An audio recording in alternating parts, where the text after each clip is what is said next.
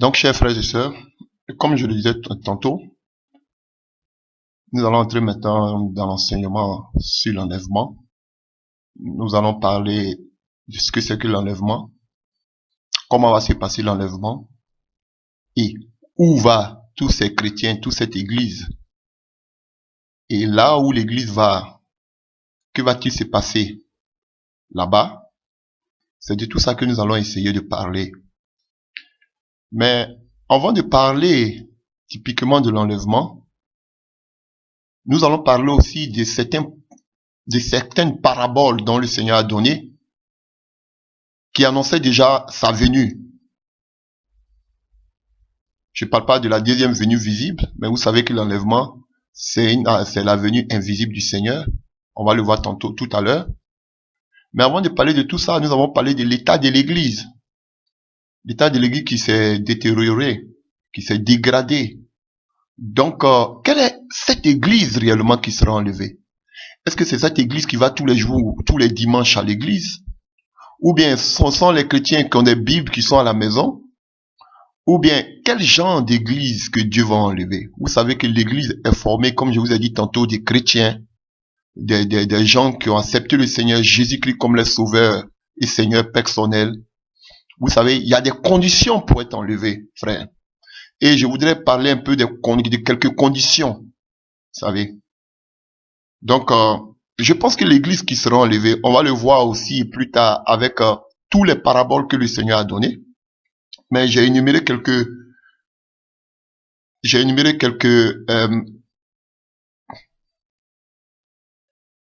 conditions que nous devons avoir avant d'être enlevés.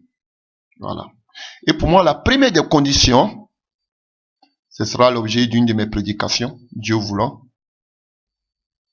Il y a tellement, dans l'église aujourd'hui, il y a tellement, qu'on appelle une mésentente, il y a tellement une confusion. Vous voyez, donc, je pense que pour moi, la première des conditions pour qu'un chrétien soit enlevé, c'est de croire déjà que Jésus-Christ est Dieu. Parce que je me dis que l'église que Dieu vient chercher, Jésus vient chercher, c'est pas une église trinitaire. Parce que quand l'époux te prend, il t'amène dans sa maison. Pas dans la maison de son père, mais dans sa maison. Et avant même de parler de tout ça, il faudra savoir de l'enlèvement.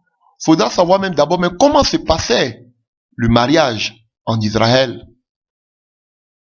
C'est vraiment très important si on doit parler de ce genre de choses. Pour savoir que Jésus-Christ de Nazareth est l'époux. Et que l'époux ne vient pas prendre son épouse pour l'amener quelque part d'autre ou chez son père. Donc pour moi, je pense qu'une des premières conditions, c'est que le chrétien doit savoir que il va rejoindre son époux qui est Dieu. Et nous allons le voir plus tard. Donc en ce qui concerne le mariage, on va le voir avec la parabole des 10 vierges. Donc parlons de quelques conditions. Je pense que la seule condition que je pourrais vous donner, à part ce que je viens de vous dire, reconnaissant que Jésus-Christ de Nazareth est Dieu, je pense que c'est la sanctification. Nous sanctifier à longueur de journée, être vigilant. Voilà. Quand il nous dit veillez et priez, puisque vous ne savez pas ni le jour ni l'heure. Et nous devons être aussi dans l'attente de l'enlèvement. Comme Paul l'a dit, j'ai combattu le bon combat, j'ai achevé la course. Maintenant, désormais la couronne de justice m'est réservée. Il faut vivre toujours une vie de sanctification, frère. Témoigner toujours Christ. Être toujours repentant. C'est très important aussi. Frère, tu dois être rempli du Saint-Esprit. Je te dis la vérité. Et on va le voir aussi dans la parabole des 10 vierges. Qu'est-ce qui a fait défaut? C'était l'huile qui manquait dans la lampe. Nous devons persévérer dans la sanctification, frère. Persévérer dans la sanctification. Et aussi dans l'œuvre, au service de l'œuvre du Seigneur. Parce que nous le voyons aussi dans la parabole des talents. Frère, c'est très important. Nous devons nous sanctifier. Parce que nous ne savons pas à quelle heure notre époux revient. Nous devons être vigilants. Nous voyons que dans le livre d'Éphésiens, La Bible nous dit que le Seigneur vient chercher une église sans tache ni ride. Donc, rien de ce qui est l'iniquité. Ne pense pas que parce que tu vas à l'église, tu pourras être enlevé. Ne pense pas que parce que tu es baptisé, tu pourras être enlevé. Ne pense pas que parce que tu as une Bible, tu peux être enlevé. Ne pense pas que parce que tu portes le nom de chrétien, tu pourras être enlevé. Frère, tu dois te sanctifier. Le Seigneur ne viendra pas enlever quelqu'un qui ne le connaît pas et qui ne l'attend pas et qui n'a pas soif de lui. Quelqu'un qui n'est pas rempli de son esprit. Vous savez que nous allons monter dans les airs.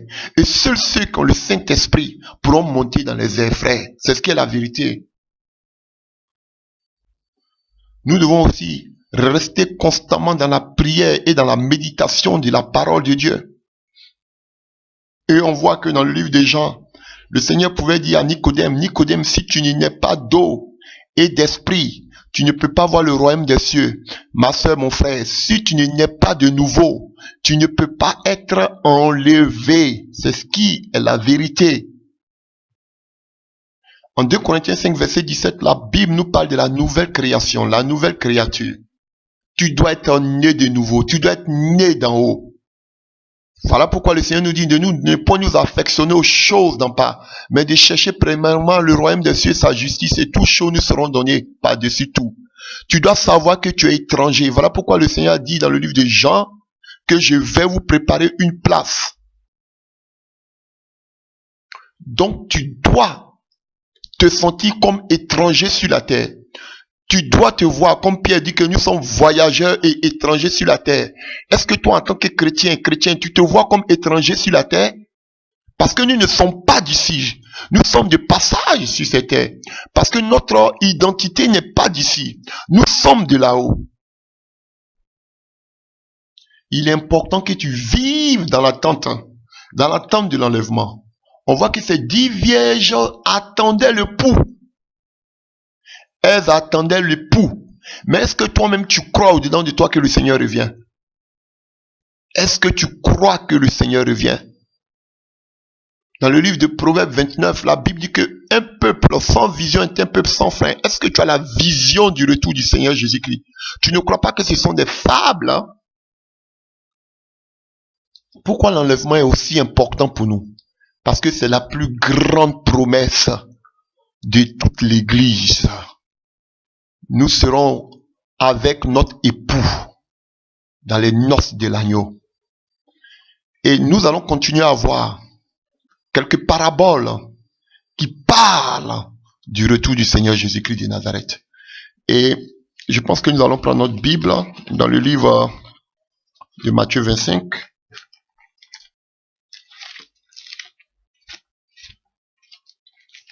Matthieu 24 du moins, j'ai dit Matthieu 25. Une parabole que vous connaissez bien. On dit comme Jésus s'en allait au sortir du temple, les disciples s'approchaient de lui pour en faire remarquer les constructions. Mais il a dit, voyez tout cela, je vous dis en vérité, il ne restera pas ici pierre sur pierre qui ne soit renversé. Il s'assit sur la montagne des Oliviers. Vous voyez, déjà au premier verset, on nous parle du temple. On nous parlait de Jérusalem. Et alors les disciples lui demandaient, quand cela arrivera-t-il? Et quel sera le signe de ton avènement et la fin du monde? Jésus leur répondit, prenez garde que personne ne vous séduise, car plusieurs viendront sous mon nom, disant c'est moi qui suis le Christ, et séduiront beaucoup de personnes. Vous entendrez parler de guerre, de bruit de guerre, gardez-vous d'être troublés, car il faut que ces choses arrivent, mais ce ne sera pas encore la fin. Une nation se lèvera contre une autre nation, et la notion de nation ici, en grec, c'est le mot ethnos, qui signifie les gentils, les païens, les nations, les personnes, des peuples. Non, vous comprenez. Donc, ça vient du mot ethnos. Donc, une nation s'élèvera contre une nation et un royaume contre un autre royaume. Il y aura des divers lieux, des famines, des tremblements de terre. Vous comprenez, ainsi de suite. Et tout cela ne sera que le commencement des douleurs. Alors, on vous livrera au tourment et l'on vous fera mourir et vous serez haïs de toutes les nations à cause de mon nom. Alors aussi plusieurs succomberont et ils se haïront, se trahiront les uns les autres. Plusieurs faux prophètes s'élèveront et suivront beaucoup de gens par Parce que l'iniquité cessera plus, la charité du plus grand nombre se refroidira. Mais celui qui persévérera jusqu'à la fin sera sauvé. Cette bonne nouvelle du royaume sera prêchée dans le monde entier pour servir de témoignage à toutes les nations. Alors viendra la fin. Et quand on prend au verset 15, on dit, c'est pourquoi lorsque vous verrez l'abomination et la désolation dont a parlé le prophète Daniel, vous voyez, établi en lieu saint, que celui qui lit fasse tentation. Donc vous comprenez bien que le livre de Matthieu 24, je ne veux pas choquer les gens. C'est vrai, Jésus parlait de Jérusalem, puisqu'il parlait des murs de Jérusalem. Mais la majorité de qu'on appelle, de cette prophétie du Seigneur, concernait généralement en majorité le peuple d'Israël. Vous comprenez?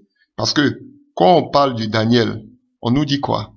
On nous parle de ce dévastateur qui est venu faire une alliance solide avec le peuple d'Israël pendant une semaine, qui signifie 7 ans, et qu'au milieu de la semaine, il a rompu cette alliance. Et plus tard, il va demander à ce qu'on puisse l'adorer, et comme étant Dieu. Donc vous comprenez. Et ici, on parle de cela ici, établi en lieu saint. Généralement, bon, on parle ici de Jérusalem. Et au verset 16, il dit encore, il va encore plus loin, que ceux qui seront en Judée fuient dans les montagnes. Et on voit c'est ce qui va se passer pendant la grande tribulation. Et quand on continue, on va plus loin. Il nous parle des faux Christ, des faux prophètes qui vont s'élever à partir du verset 24, faisant quand même des grands prodiges et des miracles au point même de saudir même s'il était possible même les élus. Quand on parle d'élection ici, quand on parle de lui, ça vient d'élection. Et on sait que Israël fait partie de l'élection de Dieu. Et quand on parle de ceux-mêmes qui vont faire des miracles, tout ceci, on voit ce que l'apôtre Paul nous dit dans le livre des Thessaloniciens. Dans le livre des 2 Thessaloniciens, 2 à partir du verset 9, qui dit que l'apparition de cet impie se fera par la puissance de Satan avec toutes sortes de miracles, des signes et des prodiges mensongers. Vous comprenez? Donc, il parlait avec ses disciples, et ses disciples, ils étaient tous des Israélites. Il parlait de la situation d'Israël, il parlait de la situation du temple. Vous comprenez? Donc, tout ce que le Seigneur te dit ici, c'est vrai qu'il y a beaucoup de signes aujourd'hui qu'on nous retrouvons aujourd'hui de notre ère. Vous comprenez, tels que les faux prophètes, les guerres, la famine, la faim, voilà, les catastrophes naturelles. C'est vrai que jusqu'à aujourd'hui, on vit des persécutions. Mais ces persécutions ne seront pas comme la persécution de la grande tribulation. Vous voyez? Donc, faisons beaucoup attention par rapport aux explications. Parce que beaucoup se réfèrent à Matthieu 24 pour dire, voici tous les signes que le Seigneur a donnés avant l'enlèvement. Oui, c'est vrai, on a des bruits de guerre, c'est le commencement, on a des famines, on a tout ça. On a toutes ces catastrophes. Mais dans les derniers temps, ce sera encore après l'enlèvement de l'Église. Tout cela va s'accentuer. On va le voir plus tard. Vous voyez, ces chapitres parlent de tout en même temps. De la grande tribulation, parle en même temps de l'Armageddon. Vous voyez, on parle des signes en même temps, comme on le voit dans l'Apocalypse, à partir du verset 29, aussitôt après ces jours de détresse, le soleil s'obscurcira. Vous voyez, donc, dans ce passage, il y a tout ce que la Bible dit en ce qui concerne la dernière guerre, pour ne pas parler de la 3e guerre mondiale. Donc, il s'agit ici, généralement, d'Israël, frère. Puisque Jésus-Christ se trouvait, il parlait du temple de Jérusalem, et il se trouvait sur la montagne des Oliviers. Parce que sa deuxième venue visible se passera sur la montagne des Oliviers, selon Zacharie.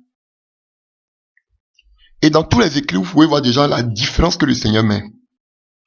Regardez comme ça, en Matthieu 25. Vous comprenez? Quand il parle de la parabole des 10 vierges, il fait référence toujours, il dit, alors le royaume des cieux sera semblable. Alors le royaume des cieux sera semblable. Quand on prenait au verset 31, il dit quoi? Lorsque le Fils de l'homme viendra dans sa gloire. Vous voyez, dans sa gloire, il parle de sa deuxième venue, lorsqu'il viendra en Israël. Mais ici, il parle de, alors le royaume des cieux est semblable. Vous voyez, déjà, il met la distinction entre l'Église et déjà Israël. Entre ces deux venues déjà, il met déjà cette différence. Donc, c'est ce que je veux que vous compreniez. Donc, nous allons avancer.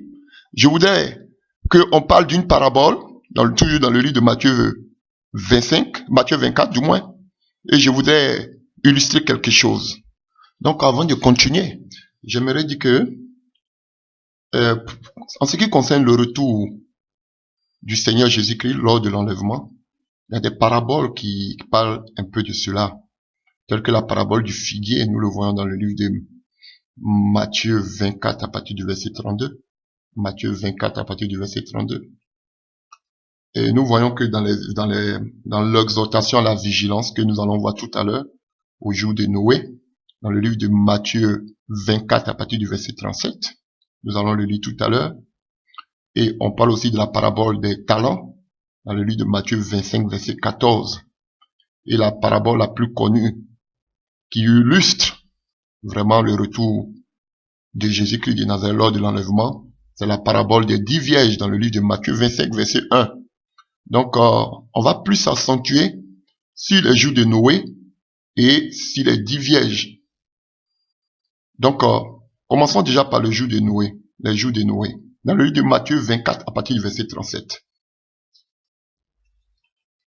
Je lis au nom puissant de Jésus. Je commence à partir du verset 36. Pour ce qui est du jour et de l'heure, personne ne le sait, ni les anges dans les cieux, ni le Fils, mais le Père seul. Ce qui arrivera du temps de Noé arrivera de même à l'avènement du Fils de l'homme. Car dans les jours qui précédaient le déluge, les hommes mangeaient et buvaient, se mariaient et mariaient leurs enfants, jusqu'au jour où Noé entra dans l'arche. Et il ne se doutait de rien jusqu'à ce que le déluge vienne et les emporta tous. Il en sera de même de l'avènement du Fils de l'homme. Alors les deux hommes qui seront dans le champ, un sera pris et l'autre laissé. De deux femmes qui moudront là à la meule, l'une sera prise et l'autre laissée. Veillez donc puisque vous ne savez pas à quelle heure du jour votre Seigneur viendra. Ok. Je voudrais qu'on parle vraiment du jour de Noé. Pourquoi le Seigneur fait référence au jour de Noé? Qu'est-ce qui s'est réellement passé au jour de Noé? Pourquoi le Seigneur nous dit ce qui se passa du jour de Noé, ce sera la même chose avant son retour. Donc, nous allons essayer de décortiquer cela avec l'aide du Saint-Esprit pour voir effectivement ce qui se passait au temps de Noé. Dans le livre de 1 Corinthiens 10, à partir du verset 11, on voit que Paul nous dit que tout ce qui a été écrit dans l'Ancien Testament nous a été écrit afin de nous servir d'exemple et d'instruction. Quelle est l'instruction que nous tirons d'ici de la vie de Noé? Dans le livre de Genèse 6, à partir du verset 5 à 12, dans le livre de Genèse 6, à partir du verset 5 à 12, vous pourrez le lire, on nous parle de la méchanceté des hommes qui était si grande du temps de Noé. Et que les pensées et le cœur de ces hommes-là étaient portés uniquement que vers le mal. On voit dans ce passage que la terre était vraiment corrompue devant l'Éternel. Et que la terre était aussi pleine de violence. Vous comprenez? Car toute la chair avait corrompu sa voie sur la terre. Vous comprenez? Donc l'humanité s'était totalement détournée de Dieu. Et ses voies étaient tournées seulement que vers le mal. C'est pourquoi Dieu a détruit ce monde avec un déluge. Mais qu'est-ce qui se passe dedans? Qu'est-ce que je veux faire sortir, vous faire comprendre? Donc, on nous parle que en ce temps-là, à cette époque, comme vous voyez le livre de Genèse 6, verset 2, on nous dit que les fils de Dieu, vu que les filles des hommes étaient très belles, et ils ont commencé à avoir des liens, ils ont commencé à se marier.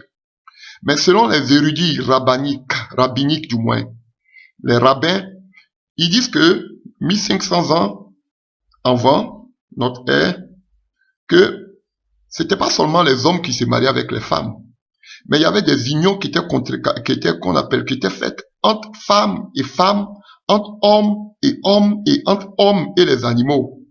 Donc, il y avait non seulement l'homosexualité, il y avait aussi la bestialité qui existait en ce temps. Vous comprenez? Et c'était tellement terrible. Donc, le Seigneur ne pouvait pas. Voilà pourquoi il a détruit le monde avec le déluge. Donc, un des véritables problèmes au temps de Noé, c'était l'homosexualité. Et on a vu que malgré le déluge, l'influence de ce comportement-là n'a pas changé. Cela a continué. Et tenez-vous bien, cela a continué même dans la maison, dans la famille de Noé. Je vais vous expliquer quelque chose vraiment qui va vous choquer. Mais on voit que même dans la maison de Noé, il y avait un acte d'homosexualité. Pour vous montrer combien de fois ce monde était perverti. Vous comprenez? Si vous voulez, nous allons prendre ensemble le livre de Genèse 9. Le livre de Genèse 9, à partir du verset 20 à 25. Genèse 9, verset 20 à 25. J'ai lu au nom de Jésus-Christ de Nazareth. Noé commença à cultiver la terre et planta de la vigne. Il but du vin, s'enivra et se découvrit au milieu de sa tente. Cam, père de Canaan, vit la nudité de son père et il le rapporta dehors à ses deux frères. Alors Sem et Japheth prirent le manteau, le mit sur leurs épaules, marchèrent à reculons et couvrirent la nudité de leur père.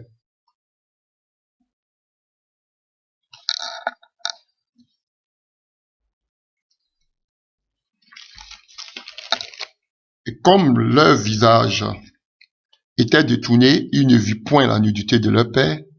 Verset 24. Lorsque Noé se réveilla de son vin, il apprit ce que lui avait fait son fils cadet, et il dit, maudit soit Canaan, qu'il soit l'esclave des esclaves de ses frères. Et il dit encore, béni soit l'Éternel, le Dieu de Sem et de Canaan, et que Canaan soit leur esclave. Que Dieu étende les possessions de Japheth, qu'il habite dans les tentes de Sem, et que Canaan soit leur esclave. Noé vécut après le déluge 350 ans. Tous les jours de Noé furent de 950 ans, puis il mourut. Qu'est-ce qui s'est passé dans cette histoire? C'est une histoire que plus ou moins tout le monde connaît. À première vue, dans celui de Genèse, on voit que c'est Cam qui a commis un acte déplorable contre son père. Mais on voit que c'est Canaan, le fils de Cam, qui reçoit la malédiction. Bon, la question qu'on veut se poser ici, c'est de pourquoi Dieu maudit-il le fils pour les actions de son père? Puisque Canaan était le fils de Cam. Mais pourquoi, si c'est Cam qui a vu la nudité de son père, pourquoi Dieu ne maudit pas Cam? Et puis Dieu va maudire Canaan?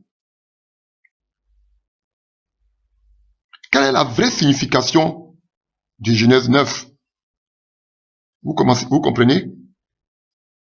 Non, c'est ce que je vais essayer de vous expliquer. Pour vous montrer combien de fois, au temps de Noé, il y avait la dépravation. Vous voyez que dans ce passage insiste deux fois sur le rôle de Canaan, identifié comme le fils de Cam. Cam avait plusieurs enfants. Mais pourquoi on dit ici, comme on appelle, Canaan, le fils de Cam? Est-ce qu'on est obligé de mentionner le fils de Canaan? Puisque c'est Cam qui a commis le forfait. Pourquoi le nom de Canaan insiste et intervient ici, frère? Donc, quand vous prenez à partir du verset, lorsque Noé s'est réveillé à partir du verset 24, lorsque Genèse 9 à partir du verset 24, lorsque Noé s'est réveillé de son vin, il apprit ce que lui avait fait son fils cadet. Notez bien que le fils cadet de Noé, le son ici, là, son fils cadet, là, c'était pas fait pour le fils cadet de Noé, mais c'était fait pour le fils cadet de Cam. Donc, ça veut dire que lorsque Noé s'est réveillé de son vin, il apprit ce que avait fait le fils cadet de Cam, qui était Canaan. Et nous voyons que le fils cadet de Noé n'était pas Cam. Le mot utilisé ici signifie bien le plus jeune dans l'original hébreu. Celui qui était le fils cadet, ça veut dire le plus petit. Le fils cadet de Noé, c'était Japheth. Japheth était le fils le plus jeune de Noé. Et nous le voyons dans le livre de Genèse 5, à partir du verset 32. Genèse 5, à partir du verset 32. Mais Canaan, lui, il était le plus jeune fils de Cam. Donc, si vous voulez, on va voir cela dans le livre de Genèse 10, à partir du verset 6. Les fils de Cam, c'est Cush, Mithraïm, Pout et Canaan. Donc ici, pourquoi on ne dit pas, et qu'on appelle Cush, puisqu'il était le fils aîné de Cam, pourquoi on ne dit pas ici Cush, le fils de Cam, ou bien Mithraïm, le fils de Cam, ou bien Pout, le fils de Cam, mais on dit Canaan, le fils de Cam. Donc le son ici, c'était pour le fils cadet de Cam, qui était Canaan. Et si vous vous rappelez de ce qu'on a lu, on nous dit que Noé avait planté de la vigne. À partir du verset 21, il but du vin, s'enivra et se découvrit au milieu de sa tente. Donc, autrement dit, Cam était le fils de Noé et Canaan était le petit-fils de Noé. Donc, si je veux résumer, Cam vit la nudité de son père et que son fils Canaan avait fait à Noé. Il a vu ce que son fils Canaan avait fait à Noé. Puisqu'on a dit que Noé était ivre, il s'est laissé découvrir. Donc, et son fils Cam a vu ce que son fils Canaan avait fait à son grand-père Noé. Donc, Cam quittait la tente et expliqua cela, ce qui était passé à ses frères, Sem et Japheth, les oncles de Canaan. Et les deux, Japheth et Sem, prit alors un manteau pour aller couvrir leur père. Donc, la question qu'on se pose ici, c'est de savoir que fit donc Canaan pour mériter une telle malédiction. Parce qu'on dit que quand il s'est réveillé, il a appris ce que son petit-fils lui avait fait. Mais qu'est-ce que son petit-fils lui avait fait? Les Écritures nous montrent ici, frère, qu'il ne s'agit pas d'un acte banal. Celui-ci ayant eu lieu pendant que Noé était ivre. Ça a eu lieu pendant que Noé était ivre. Et on voit que Noé ne s'est pas rendu compte de rien. Il a eu seulement connaissance des actions de Canaan lorsqu'il s'est réveillé de son ivresse. Donc, alors que nous voyons que son offense impliquait sa nudité, la nudité de Noé. Et quand on pousse nos recherches plus loin, on voit qu'à travers l'Ancien Testament, il y avait deux mots hébreux qui étaient utilisés pour définir la nudité. L'un d'entre eux était arom. C'est un mot hébreu. Et ce mot est utilisé pour décrire la nudité d'Adam et Ève. Mais la Bible dit que ces gens de nudité, ils n'en avaient pas honte. Dans le livre de Genèse 2, verset 25, ils ont vu qu'ils étaient nus. C'est un thème qui est employé pour dire qu'ils étaient nus, mais c'est pas une honte, c'est pas une nudité honteuse. Et ce même mot est utilisé aussi dans le livre de Job. Job utilise aussi ce mot pour décrire une nudité qui n'est pas honteuse, celle d'un bébé qui vient de naître. On le voit dans le livre de Job 1 à partir du verset 21. Mais la nudité de Noé dans Genèse 9 est traduite depuis le mot hébreu Eva, qui signifie organes génitaux. Vous comprenez? Donc, nudité d'une chose, indécence, apparence incorrecte. Donc, la Bible veut nous indiquer clairement ici que Canaan a commis un acte sexuel envers son grand-père qui était ivre, Noé. Donc, vous voyez, il y avait tellement de paganisme du temps de Noé, jusqu'à, même après le déluge, ça s'est répercuté même dans la maison de Noé. Son petit-fils Canaan a commis un acte odieux d'homosexualité avec son grand-père qui était ivre. Et vous voyez, et quand on continue dans ce même temps-là, on voit les villes de Sodome et Gomorrhe. Et on voit ici que ce sont un excellent exemple montrant comment, frère, la méchanceté humaine provoqua le jugement de Dieu. La Bible nous rapporte ici que l'homosexualité était la principale raison dans cette ville pour laquelle Dieu détruisit ces villes. Et vous connaissez l'histoire. Lorsque les deux anges se rendirent visite à Lot, qui vivait à Sodome, la Bible nous dit que la maison fut encerclée par les gens de la ville, vous le savez. Et tous les hommes de Sodome, jeunes et vieux, ils appelaient Lot et lui demandaient, où sont ces hommes qui sont venus chez toi cette nuit? Amène-les, nous, pour que nous puissions coucher avec eux. Vous pouvez voir ça dans le livre de Genèse 19, versets 4 à 5. Dans d'autres versions, vous allez voir pour que nous les connaissions. Mais quand vous allez prendre la Bible sommeur, vous allez voir coucher avec eux, pour que nous puissions coucher avec eux. Et c'était une abomination, frère.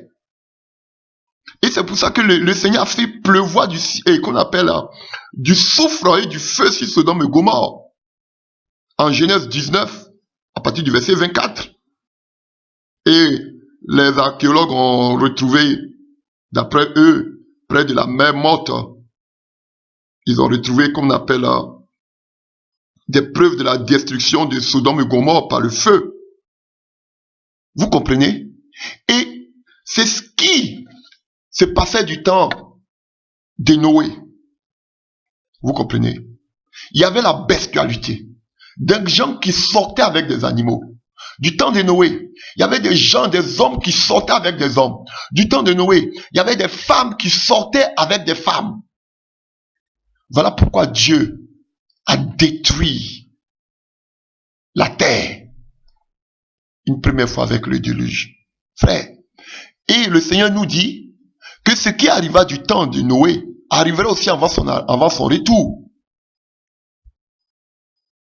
Qu'est-ce que nous ne voyons pas aujourd'hui de nos jours? Qu'est-ce que nous ne voyons pas aujourd'hui de nos jours? Des guet-parades, même jusqu'à Jérusalem. Des homosexuels qui marchent même jusqu'à Jérusalem. Qu'est-ce qu'on ne voit pas de nos jours? L'homosexualité légalisée, la pornographie légalisée, les avortements légalisés. Vous voyez? Et je suivais les informations. J'ai vu une femme chrétienne aux États-Unis qui a refusé de signer un acte de mariage des homosexuels. Elle était condamnée. Voici ce monde aujourd'hui où personne n'ose parler de l'homosexualité. L'avortement légalisé, des chrétiens, des pasteurs qui acceptent l'avortement. L'euthanasie légalisé dans beaucoup de pays. Frère, ici dans les pays scandinaves, je vous dis la vérité, des pays ont adopté la bestialité. Il y a des animaux qui sont là spécialement pour avoir des rapports sexuels avec des humains et eux on les paye. Ça s'est fait. Comme au temps de Noé. Voici ce monde dans lequel nous vivons. Et voici ce que le Seigneur déjà annonçait avant son retour. Regardez aujourd'hui. Ils ont la légalité de faire tout. Les hommes peuvent adopter, des homosexuels peuvent adopter des enfants. Les lesbiennes peuvent adopter des enfants. Frère, la prostitution légalisée. Voici le monde du temps de Noé. Aujourd'hui de nos jours. Et on appelle ça l'évolution. Frère, si c'est ça que vous appelez l'évolution, je préfère rester dans le sous-développement. Le paganisme. Et on dit, oui, c'est normal. Et aujourd'hui, quand tu nais, maintenant, tu ne peux même plus prendre, on peut même plus dire si tu es masculin ou bien tu es féminin. On dit que non, ça dépend de ton gène. Peut-être quand tu vas grandir, tu vas toi-même décider si tu es homme ou bien si tu es femme. Frère, c'est l'abomination. Et nous voyons des clubs d'échangistes où vous pouvez changer vos hommes avec des femmes. Frère, des pédophiles qui sortent avec des enfants. Frère, j'étais scandalisé. Lorsqu'un jour, j'étais dans une voiture, j'étais dans un bus, avec des connaissances, et que sur l'autoroute, on me montre un lieu bien aménagé, où tous les homosexuels pouvaient se croiser en plein air, et faire des connaissances, c'est ce qu'on appelle s'échanger, faire même, avoir même des rapports sexuels, parce que c'était dans un coin bien enclavé avec la forêt. Et là, il y avait la police qui était là. En plein jour, j'étais scandalisé. Mais voici notre monde aujourd'hui. Le temps qui se passe, le temps de Noé, c'est ce que nous vivons aujourd'hui dans nos nations. Des responsables de gouvernement en plein air qui se marient légalement avec des hommes. L'homosexualité a pris à arriver un paroxysme vraiment dégradant où on ne peut même plus. Aujourd'hui, ils sont en train de voter des lois pour accepter, pour déjà même des églises déjà même célèbrent des mariages homosexuels. C'est le paganisme du temps de Noé, frère. Et nous parlons de la deuxième parabole, qui est la plus connue. C'est la parabole des 10 vierges. Alors je lis en Matthieu 25, verset 1. En Matthieu 25, verset 1. Alors le royaume des cieux sera semblable à 10 vierges qui, ayant pris leur lampe, allèrent à la rencontre de l'époux. 5 d'entre elles étaient folles et 5 sages.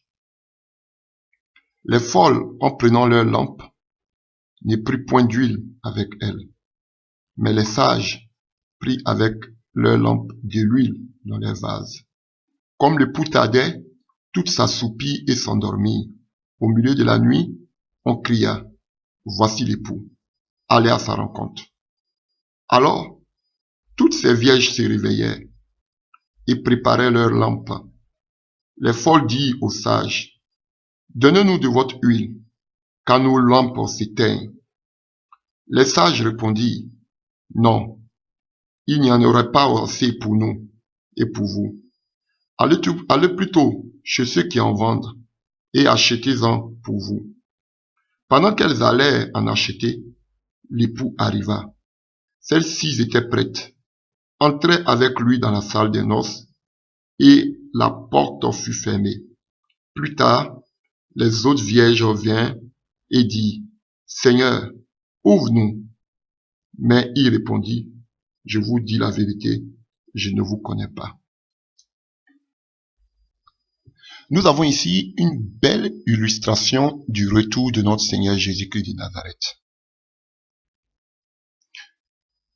Cette parabole nous parle des 10 vierges. On nous dit qu'elles ont pris les lampes et qu'elles partaient à la rencontre de l'époux. Donc vous voyez déjà que c'est l'épouse qui ira à la rencontre de l'époux dans le ciel, dans les cieux. Vous comprenez? Et on nous dit qu'elles avaient toutes des lampes. Et que aussi elles étaient toutes vierges. Bon, la virginité est signe de purification, est signe de sainteté. Mais la Bible dit que malgré leur sainteté, malgré qu'elles étaient pures, mais elles avaient aussi des lampes. Et selon Psaume 119, verset 105, nous voyons que la lampe, c'est la parole de Dieu. Et la lampe sert à faire quoi? La lampe sert à éclairer. Alors que ce même passage de Psaume 119, verset 105 nous dit que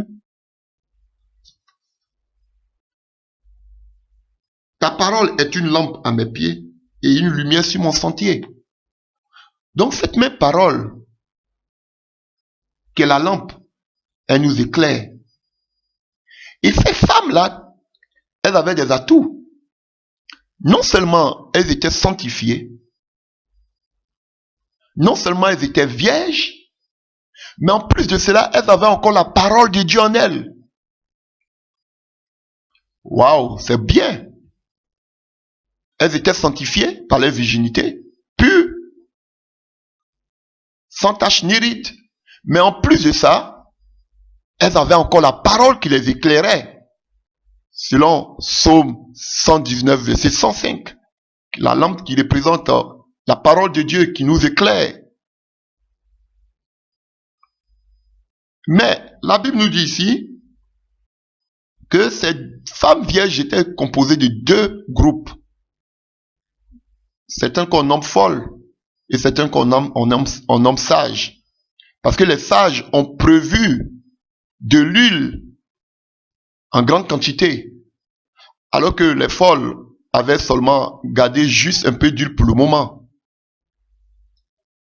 Et on nous dit que au milieu de la nuit, au verset 6, on cria, voici le... Non, à partir du verset 5 d'abord, on nous dit, comme l'époux tardait, tous s'assoupirent et s'endormirent. Frère. Et c'est ce que nous voyons aujourd'hui. Beaucoup de chrétiens qui étaient zélés aujourd'hui sont devenus morts spirituellement. Et quand nous prenons le livre de Apocalypse 3 à partir du verset 15, Apocalypse 3 verset 15, la Bible nous parle de l'église de Laodicée, l'église de nos temps. Et qu'est-ce que le Seigneur dit de cette église? Je connais tes œuvres. Je sais que tu es ni froid ni bouillant. Puisses-tu être froid ou bouillant, ainsi parce que tu es tiède et que tu n'es ni bouillant ni froid, je te vomirai de ma bouche. Parce que tu dis, je suis riche, je me suis enrichi, je n'ai besoin de rien. Et parce que tu ne sais pas que tu es malheureux, misérable, pauvre, aveugle et nu. Vous comprenez, frères et sœurs? Donc ici, ces femmes-là ont commencé à dormir. Pourquoi? Parce que le Messie tardait à revenir. Parce que personne ne connaît l'heure ni le jour à laquelle notre Sauveur revient. Donc elles ont commencé à s'appesantir, à dormir. Parce qu'il y avait plus le réveil. Et c'est une situation aujourd'hui similaire que l'église de Christ traverse. L'église de Christ est morte spirituellement. L'église de Christ est endormie spirituellement. Le péché est entré aujourd'hui dans l'église. La crainte de Dieu a disparu. L'amour de Dieu a disparu. Et l'église aujourd'hui est endormie. Ces 10 vierges représentent l'église. Et c'est l'illustration de l'église ici. Parce que Jésus-Christ ne vient pas. Aujourd'hui, on a oui, elles croyaient, elles venaient avec de bonnes intentions, elles avaient la lampe, elles se disaient que oui, on va à la rencontre de l'époux. Mais comme elles sont venues zélées, venues converties, elles ont commencé à adorer Dieu, chanter, à persévérer. Mais à un certain moment, avec les difficultés, voyant que le Messie tarde à revenir, l'église a commencé à mourir spirituellement. Et l'église est devenue morte. L'église est devenue froide, tiède. Et le Seigneur est en dehors de nos églises. Nos églises sont paganisées, systémées, organisées de façon charnelle. Et Christ est en dehors de l'église. La mort. On oubliait de faire des programmes, pour attirer les gens à l'église. On oubliait de faire des programmes dans la chair. Avec des thèmes qui concernent seulement que la prospérité. Qui concernent seulement que la terre. Dieu va te lever. Comment prospérer? Comment marquer ton temps? Voici des thèmes. Et on a oublié le retour du Seigneur Jésus-Christ de Nazareth. Mais que le nom de Dieu soit béni. Parmi ces 10 femmes vierges, il y a 5 qui étaient sages. Écoutez, je continue d'abord, avant de dire ce que j'ai envie de dire. Et la Bible dit que, on a vu que l'ange a sonné du chauffard, la trompette, parce que vous savez que l'enlèvement aussi, c'est comme la fête des tabernacles. Et à la fête du tabernacle, il fallait qu'on sonne d'abord la trompette, le chauffard, qui était une corne de mouton. Vous voyez? Mais ici, on nous dit que l'ange a commencé à annoncer, bon, en quelque sorte, il a sonné du chauffard, la trompette, pour dire que voici l'époux, il revient. Et la Bible nous dit que toutes ces femmes-là se sont réveillées. Verset 6, au milieu de la nuit, on cria, voici l'époux, allait à sa rencontre. Alors toutes ces vierges se réveillaient et préparaient leurs lampes. Les folles dirent aux sages, donnez-nous de votre huile, car nos lampes s'éteignent. Les sages répondirent, non, il n'y en aura pas assez pour nous et pour vous. Allez plutôt chez eux qui en vendent, chez ceux qui en vendent et achetez pour vous. Pendant qu'elles allaient acheter, l'époux arriva. Vous comprenez? Je me dis, mais des femmes qui étaient vierges, des femmes qui avaient la parole, qui avaient la lampe, mais pourquoi l'huile était aussi importante? Qui symbolise l'huile? L'huile est une image, est une figure du Saint-Esprit.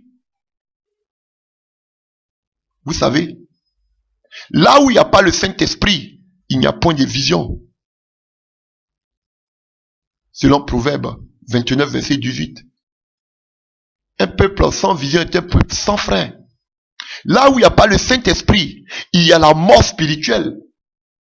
Là où il n'y a pas le Saint-Esprit, il n'y a pas de réveil spirituel. Là où il n'y a pas le Saint-Esprit, on dort. Parce que le Saint-Esprit est comme une alarme en nous. Le Saint-Esprit, nous, je prêcherai sur le Saint-Esprit. Le Saint-Esprit a plusieurs caractéristiques. Le Saint-Esprit nous convainc de péché. Le Saint-Esprit, on peut attrister le Saint-Esprit par notre manière de vivre. Le Saint-Esprit nous rappellera tout ce que le Seigneur lui a appris. Il nous conduira dans toute la vérité. Frère, l'huile est une image du Saint-Esprit. Et beaucoup d'églises aujourd'hui n'ont plus le Saint-Esprit. Le Saint-Esprit est en dehors de nos églises. Frère, regardez ces femmes, ces 10 vierges. Elles étaient vierges. Oui, c'est la sanctification. Il faut se sanctifier pour être enlevé. Alléluia. Tu ne vis pas dans l'adultère. Tu ne vis pas dans l'impudicité. Tu ne vis pas, qu'on appelle dans la, qu'est-ce que je peux dire, dans la médisance, ou tu ne vis pas dans le faux. Tu es sainte, tu es saint. Tu vis une vie de sanctification. Alléluia, c'est bien. Comme beaucoup sont dans nos églises, ils pensent que ça, à force de se sanctifier, je vous encourage à vous sanctifier de plus. Mais cela n'est pas suffisant. On voit ça à l'image des 10 vierges. Elles avaient la parole. Ok, alléluia. Mais quel genre de parole elles avaient? Frère, quel genre de parole? Elles avaient une parole, mais une parole morte. Elles avaient la parole, mais la parole aujourd'hui a été mélangée. Babylone, vous savez que Babylone symbolise le mélange. La parole pure ne se fait plus entendre. La parole pure ne se fait plus prêcher. La parole sur la repentance. La parole sur le retour de Jésus-Christ de Nazareth. Toutes les paroles que nous attendons, c'est comment posséder notre terre et notre héritage. Comment posséder nos biens. C'est tout ce qu'on fait aujourd'hui. La prospérité.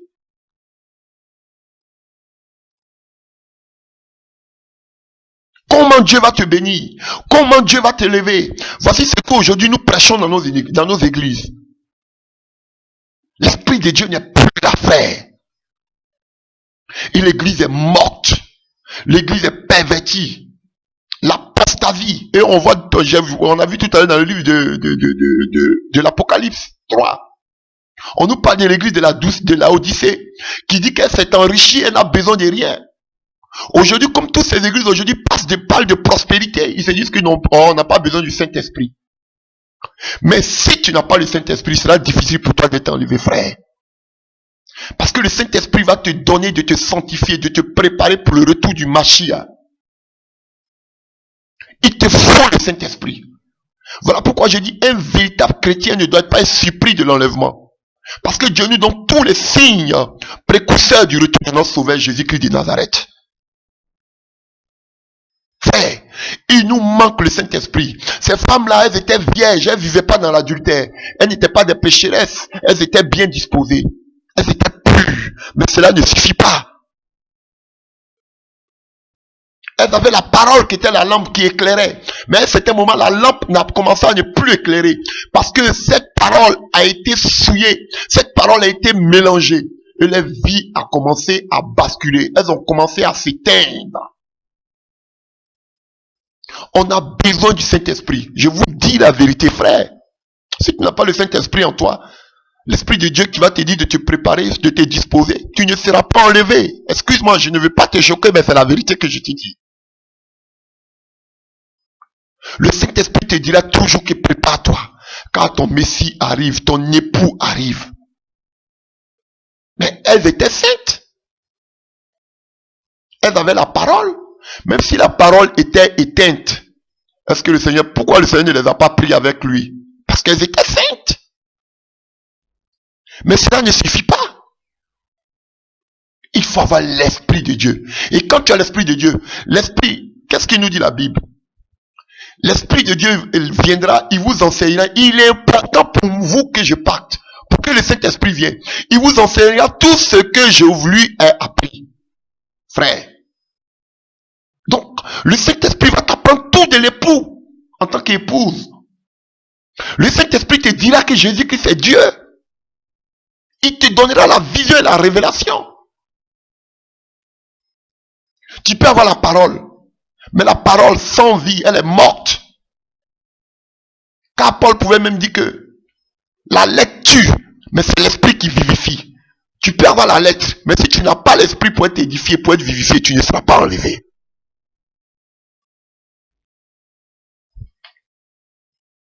Et ce qui me choque ici, frères et sœurs, au verset 11, toujours en Matthieu 25, on dit plus tard, les autres vierges vinrent et dit, Seigneur, Seigneur, ouvre-nous.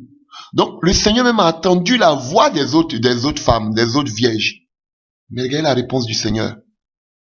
Mais il répondit, je vous le dis en vérité, je ne vous connais pas. Waouh! Des femmes qui ont pris tout le temps pour attendre leur époux. Elles ont commencé à s'assoupir un peu. Elles ont pris le temps même pour aller acheter de l'huile. Elles reviennent. En principe, l'époux devait les accepter. L'époux dit, je ne vous connais pas. Pour vous dire combien de fois l'enlèvement c'est sélectif. C'est pas tout le monde qui sera enlevé. C'était des femmes vieilles, ça fait peur. Elles étaient vierges, elles ont fait l'effort. On ne même pas dit qu'elles ont commis l'adultère. Elles avaient la lampe était éteinte. Elles sont allées encore payer l'huile pour venir. Le Seigneur dit, je ne vous connais pas. Oh, frère, ça doit nous interpeller. Et le fait que tu partes à l'église tous les dimanches ne fait pas de toi quelqu'un qui sera enlevé. Le fait que tu chantes dans le groupe musical ne fait pas de toi quelqu'un qui sera enlevé. Le fait même que tu prêches ne fera pas de toi quelqu'un qui sera enlevé. Oui, frère, ça fait peur. Des femmes vierges qui ont mis même la lampe, qui est la parole, mais qui sont allées même payer de l'huile. Elles reviennent, le Seigneur dit que je ne vous connais pas. Alors, verset 13, il nous dit, veillez donc, puisque vous ne savez ni le jour, ni l'heure. Et si tu as l'Esprit de Dieu en toi, il t'aidera toujours à veiller.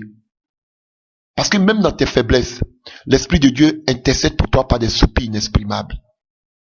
L'Esprit de Dieu est comme une alarme en toi lorsque tu prends un mauvais chemin. Il te ramènera toujours sur le vrai chemin.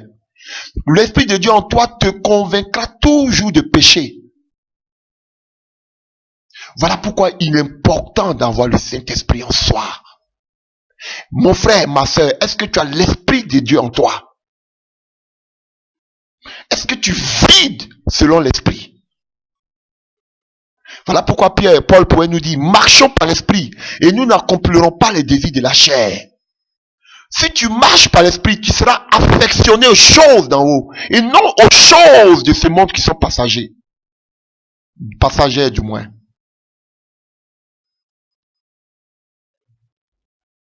Et une des paraboles encore de l'enlèvement, on le voit aussi dans le livre de Matthieu 25.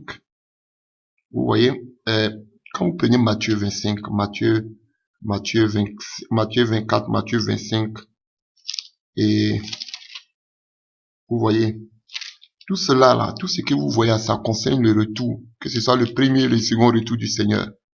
Et vous voyez juste, après Matthieu 25, on parle de Matthieu 26. On nous parle de la trahison de Jésus-Christ jusqu'à la mort de Jésus-Christ. La dernière Pâque, vous allez voir la trahison de Judas, vous allez voir la célébration de la Pâque, vous allez voir Gethsémane, vous allez voir l'arrestation de Jésus et vous allez voir sa mort. Donc Jésus annonçait ces genres de choses avant d'aller mourir à la croix. Il préparait déjà qu'on appelle ses disciples. Donc, après ça juste, Jésus allait mourir et il a ressuscité. Et l'église est née. Et il parle aujourd'hui des promesses de l'église. Vous comprenez? Donc, ici, dans le livre de Matthieu 25, à partir du verset 14, on nous parle de la parabole des talents. Vous voyez? Voici une parabole aussi qui illustre vraiment aussi l'enlèvement. Le Seigneur qui nous a donné des talents, frères. Et nous allons voir plus tard que lorsque même nous serons enlevés, que nous serons avec le Seigneur dans les cieux, nous allons voir que pendant les noces, il y a un moment aussi où on va passer devant le tribunal de Christ. Et chacun va rendre compte de ce qu'il a fait avec tous les talents que le Seigneur lui a remis. Vous comprenez? Donc aujourd'hui, Dieu nous a donné des talents. Frère, qu'est-ce que tu fais des talents que Dieu t'a donnés? Ma sœur, qu'est-ce que tu fais des talents que ton Dieu t'a donnés? Nous vivons les derniers temps. Paul dit, je n'ai point honte de l'évangile car c'est une puissance pour le salut de quiconque croit. Il dit en 1 Corinthiens 9, verset 16 que si j'annonce l'évangile, ce n'est pas pour moi un sujet de gloire, mais c'est parce que cela m'en est imposé. Malheur à moi si je n'annonce pas l'évangile. Qu'est-ce que tu fais, frère, avec la vocation, avec l'appel de Dieu sur ta vie? As-tu rangé cet appel dans ta valise à cause de ce que disent les hommes, à cause de ce que dit ta famille ou même à cause de ce que dit tes pasteurs? Tu dois te lever et commencer à annoncer l'évangile. Sache que tu vas rendre compte à Dieu pour les talents que tu es en train d'enterrer. Tu dois fructifier ces talents. Tu dois gagner des âmes à Christ. La Bible dit qu'il y a plus de joie quand une seule âme se convertit dans le ciel. Dieu t'a donné des talents. Qu'est-ce que tu fais de ces talents? Tu te dis que tu n'as pas le temps. Je n'ai pas le temps. Je n'ai pas le temps. Je n'ai pas le temps. Tu veux vaquer à tes occupations et tu fais avec l'œuvre, tu fais avec négligence l'œuvre du Seigneur. Dieu a mis les talents en toi. Frère, il est temps que tu te lèves pour gagner des âmes à Christ. Il est temps que tu te lèves pour faire l'œuvre de Dieu. Il t'a donné tes talents, tu dois les fructifier.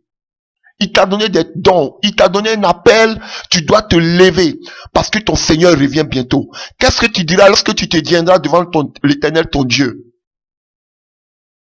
Frère, ne soyez pas comme qu'on appelle Lazare. Vous êtes sauvés, mais vous n'aurez pas de récompense dans le royaume des cieux. Dieu vous a donné des talents. Mettez-les en exergue. Il vous a donné des dons spirituels. Commencez à les utiliser. Et vous devez évangéliser. Vous devez commencer à faire son œuvre. Si vous avez honte de sa parole devant ces personnes, ces pécheurs de ce monde, le Seigneur aussi aura honte de vous. Frère, il est temps de se lever. Il est temps de prendre notre vie au sérieux. Il est temps de se sanctifier parce que notre Seigneur est à la porte. Il revient bientôt. Donc, je voudrais que nous lisons à partir de Matthieu 25, à partir du verset 24. Parlons toujours des talents. Matthieu 25, à partir du verset 24. Celui qui n'avait reçu qu'un talent s'approcha ensuite et il dit, Seigneur, je savais que tu es un homme dur, qui moissonne où tu n'as pas sémé, et qui amasse où tu n'as pas vanné. J'ai eu peur, et je suis allé cacher ton talent dans la terre. Voici, prends ce qui est à toi. Son maître lui répondit, serviteur méchant et paresseux, tu savais que je moissonne où je n'ai pas sémé, et que j'amasse où je n'ai pas vanné. Il te fallait donc remettre mon argent au banquier, et à mon retour, j'aurais retiré ce qui est à moi, avec un intérêt. Ôtez-lui donc ce talent, le talent, et donnez-lui à celui qui en a 10 talents. Quand on donnera à celui qui a, et il sera dans l'abondance, mais celui qui n'a pas, on lui ôtera même ce qu'il a. Vous comprenez? Ici, je vois quelques caractéristiques que je vais parler avec vous rapidement. En ce qui concerne le serviteur paresseux. Vous comprenez? À partir du verset 24, À partir du verset 25 du moins. Vous voyez, c'était quelqu'un qui avait de la belle parole. Il voulait prendre le Seigneur sur sa parole. Oh Seigneur, je sais que tu es quelqu'un, tu es très dur. Je sais que tu es ceci, Seigneur. Oh Seigneur, tu es trop méchant. Laisse-moi, Seigneur, faire un peu ma vie. Et regardez ce qu'il dit au verset 25. J'ai eu peur. Frère, c'est comme ça aujourd'hui, beaucoup de chrétiens qui ont la grâce de Dieu, qui sont appelés à servir Dieu, à servir le Seigneur, ont peur de se lever à cause de ce qu'ils attendent, à cause de ce que diront les gens. Ils ont honte, ils ont peur. Vous voyez ici, il dit j'ai eu peur. Alléluia. Vous avez peur de faire l'œuvre de Dieu. Vous avez peur, honte à cause de ce que diront les gens. Frère, écoutez encore ce qui continue. Et il allait cacher ce talent. Et vous cachez les dons que Dieu vous a donnés. Vous cachez cet appel-là auquel le Seigneur vous a donné. Vous ne voulez pas faire l'œuvre de Dieu.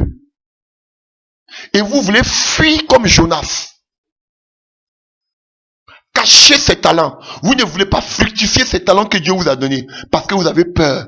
Vous ne voulez pas faire sa volonté. Donc vous voulez tuer cette grâce au-dedans de vous. Et alors, il vient devant le Seigneur et il dit, tiens, prends ce qui est à toi. Donc, ils n'ont pas une vie de sacrifice. Ils ne veulent pas souffrir pour le Seigneur. Seigneur, c'est toi qui m'as donné, il faut prendre ton appel. Moi, je ne suis pas prêt pour ça. Ils ne veulent pas souffrir. Ils ne veulent pas porter leur croix pour le Seigneur. Il a pris le talent, il est venu le redonner au Seigneur, frère. Et vous comprenez? Et comment le Seigneur le traite? Le Seigneur le traite du serviteur paresseux. Paresseux. Combien de chrétiens sont paresseux? Combien de chrétiens sont paresseux? Qui dorment avec les talents de Dieu en eux. Qui murmurent avec les talents de Dieu en eux. Alors qu'est-ce que le Seigneur va te faire? Il t'arrache même le 1 que tu avais. Et il donne à celui qui en avait plus. Est-ce que vous comprenez? Frère, il est temps que vous vous élevez. Il est temps que vous vous levez. Le chauffard sonne. Il est temps que vous les élevez. Il est temps que maintenant vous commencez à prendre conscience. Votre lampe est en train de s'éteindre. Il est temps que vous rallumez cette lampe. Car notre Seigneur est à la porte.